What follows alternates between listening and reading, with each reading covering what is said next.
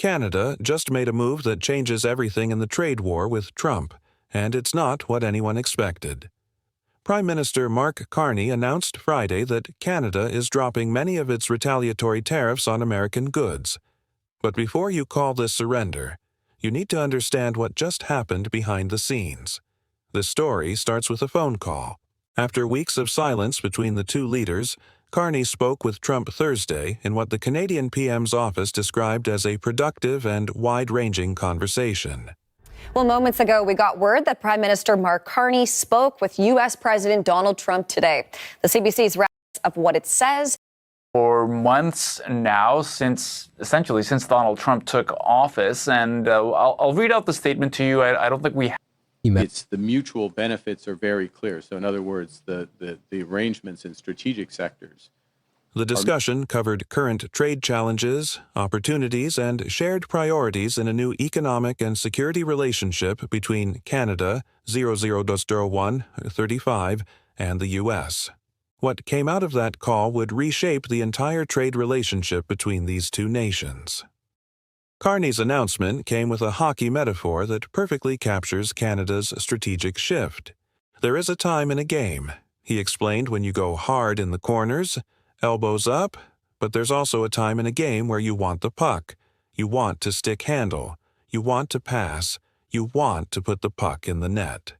Canada is dropping many of its retaliatory tariffs to match U.S. tariff exemptions for goods covered under the United States-Mexico-Canada Trade Pact. But here's the crucial detail everyone's missing. This isn't capitulation. This is strategic chess. To understand why this matters, we need to rewind to how we got here. Back in March, Canada imposed 25% tariffs on a long list of American goods, including oranges, alcohol, clothing and shoes, motorcycles, and cosmetics. This was Canada's response to Trump's aggressive tariff policies that targeted Canadian exports. But Trump wasn't done.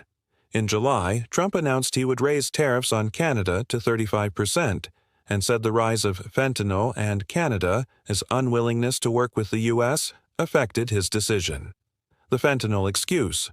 Let's put that in perspective. A total of 43 lb of the drug was seized at the northern border during 2024, with an additional 58 lb having been confiscated there so far this year, according to U.S. Customs and Border Protection. That's practically nothing compared to what comes through the southern border. So, what changed Trump's tone?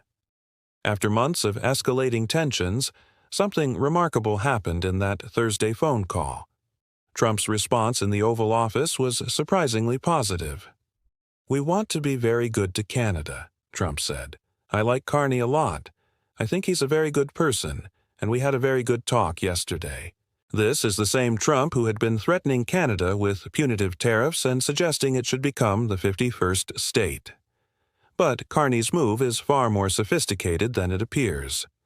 The meeting between Prime Minister Carney and Ontario Premier Doug Ford in Ottawa revealed the depth of Canada as a strategy, with both leaders focusing on protecting key industries like steel and auto manufacturing. They discussed making Canada competitive in new sectors of the economy, including artificial intelligence, with Ford emphasizing the need for political unity across party lines. Notably, Canada's 25% tariffs on U.S. autos, steel, and aluminum will remain in place for now. Canada is keeping its leverage on the sectors that matter most to both economies, while removing barriers on goods that are already protected under the existing trade deal. Here's what makes this brilliant. Carney said the commitment of the U.S. to the core of USMCA means that over 85% of a Canada-U.S. trade continues to be free of tariffs. Canada is essentially calling Trump his bluff by aligning with the very trade deal that Trump himself negotiated during his first term. The timing is everything. The United States-Mexico-Canada Trade Pact, or USMCA, is up for review in 2026, and Carney called the pact a unique advantage for Canada at a time when it is clear that the U.S. is charging for access to its market by positioning Canada as the compliant partner. Now Carney is setting up for those crucial 2026 negotiations. But not everyone in Canada is happy with this move. Opposition Conservative leader Pierre Poilievre called it a capitulation by Carney Payne, president of Unifor Canada's largest private sector union, characterized Carney's announcement as Canada backing down and said the country shouldn't back down unless the U.S. drops all punitive tariffs. Trump's attacks on auto, steel, aluminum, and forestry sectors are hurting Canadian workers in real time, she posted on social media. Walking back counter tariffs isn't an olive branch. It only enables more U.S. aggression. The situation is particularly dire for certain sectors. Catherine Cobden from the Canadian Steel Producers Association didn't mince words when she said the steel industry warns they are in crisis mode. "We're on life support," she explained. "We've had a big gunshot wound, and we had 407 more stabbings to the body on Monday with the new tariffs. If we maintain the current path we're on without acceleration and urgency, it's a very, very bleak picture." Yet the criticism misses the bigger picture. He said the U.S. average tariff rate on Canadian goods is 5.6% and remains the lowest among all its trading partners. While Trump is slapping massive tariffs on China, Europe, and other major economies, Canada has managed to maintain relatively favorable treatment. Carney's strategy becomes even clearer when you look at what Trump told him. When asked directly if President Trump specifically said this would kickstart negotiations, Carney gave a definitive one-word answer. Yes, this isn't about giving in. It's about getting Trump to the negotiating table on Canada's terms. The White House response reveals just how much this move caught them off guard. A White House official told NBC News that Canada's move was long overdue. "We look forward to continuing our discussions with Canada on the administration's trade and national security concerns." The official said that's diplomatic speak, for we didn't expect this, but we'll take it. What makes this move even more strategic is the context of Trump's broader trade war.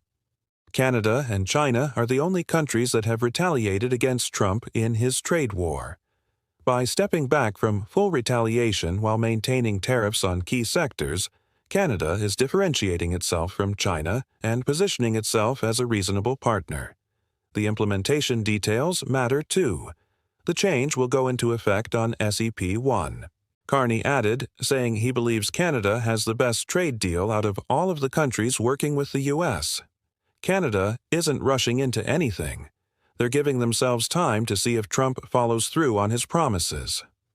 But there's a deeper economic reality at play here. But 85% only roughly describes Canada's exports to the U.S., which have the potential to qualify for exemptions under CUSMA, not the proportion of exports that is actually spared from Trump's tariffs. Citing that percentage alone understates the costs Canadian businesses are facing as Trump imposes more tariffs, argues Tyler Meredith, founding partner of the policy-based public affairs firm Meredith Busen and Phillips. The real numbers tell a different story. U.S. Census Bureau data shows that last year only about 38% of U.S. imports from Canada were traded under KSMA provisions. This means many Canadian companies haven't been taking advantage of the protections that already exist under the trade deal.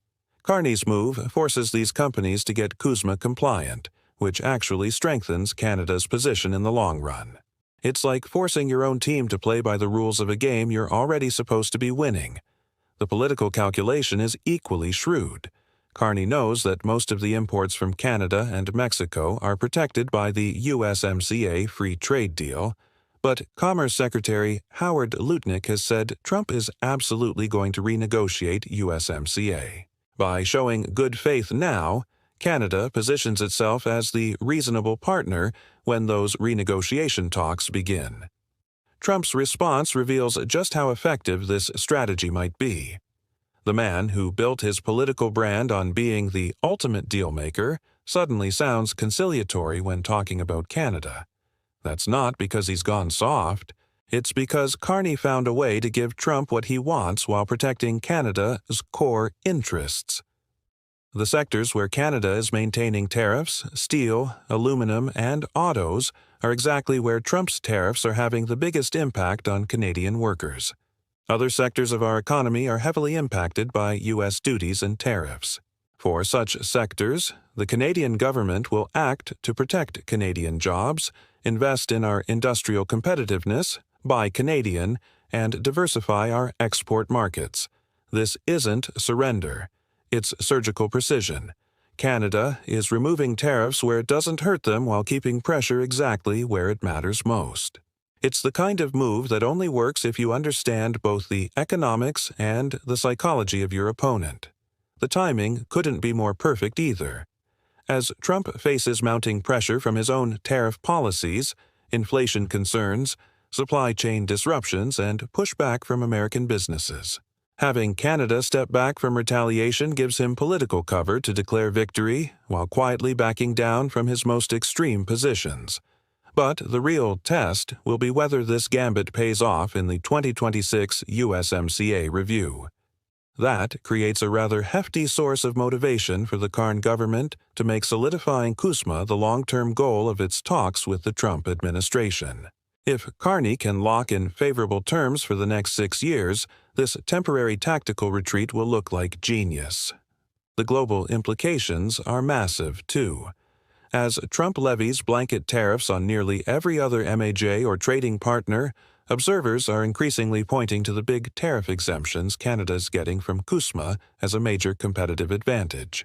While Europe, China, and other major economies face crushing tariffs, Canada maintains preferential access to the world's largest consumer market. What Carney has done is essentially judo, using Trump's own momentum against him. By embracing the very trade deal Trump negotiated, Canada makes it harder for Trump to attack the relationship without undermining his own previous success. It's political aikido at the highest level. The critics calling this capitulation are missing the forest for the trees. Sometimes the smartest move in a fight isn't to hit harder, it's to make your opponent think they're winning while you position yourself for the knockout punch. That's exactly what Carney just did. In the high-stakes game of international trade, Canada just proved that sometimes the best offense is a very strategic defense. Trump wanted to bully Canada into submission, but instead he got outmaneuvered by a prime minister who understood that giving Trump what he thinks he wants might be the key to getting what Canada actually needs. The next few months will tell us whether this gamble pays off. But one thing is clear. The dynamics of the U.S.-Canada trade relationship just shifted dramatically, and it might not be in the direction Trump was expecting. Thanks for watching. If you want to understand how trade wars really work and why economic diplomacy matters more than ever, make sure to subscribe for more in-depth analysis of the stories that shape our world.